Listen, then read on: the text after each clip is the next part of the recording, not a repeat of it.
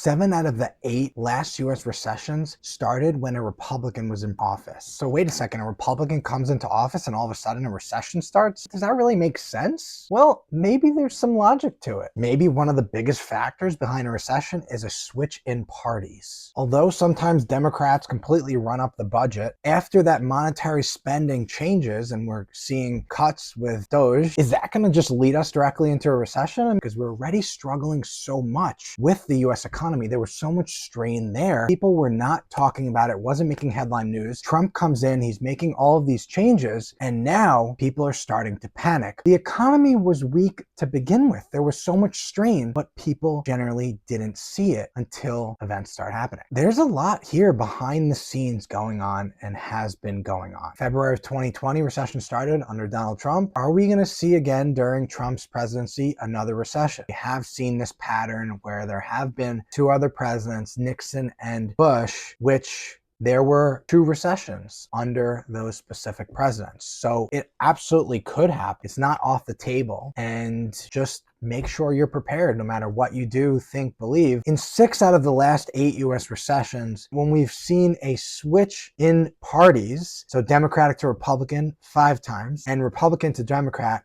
1 time, that is actually when we've had the most US recessions. However, Democrat to Democrat, no recessions, Republican to Republican, 2 recessions. So maybe behind the scenes here, what's going on is policies are changing so much, and maybe the government was possibly on the right track, but then different party came in, made all these changes, and the economy couldn't keep up. Given how much strain there is going on in the economy, how many changes are being made, how much uncertainty there is, if you go back and look at how the Fed even talks about the economy when there's uncertainty, we're starting to see similarities that we saw of the Fed speak, as it's referred to, around the financial crisis in 07 to 09. On top of that, we have speculation. There's speculation about Bitcoin and cryptocurrencies and meme coins, AI, Nvidia. You invest a lot of money into a company like Nvidia and you make a ton of money, but you haven't sold, and all of a sudden the market crashes 20, 30, 40, 50, 60, 70%. Imagine what happens to that portfolio. Rather than necessarily blaming a president or a political party, there's more going on behind the scenes here. When we look back to when rate hikes started in 2022, I've noticed there's typically a 12 to about 21 month lag from that time period to when we actually have seen deterioration in GDP and GDI. So this means that data that comes out for March, which really won't come out until about May or June, may start showing significant strain in the economy. We may start showing that deterioration,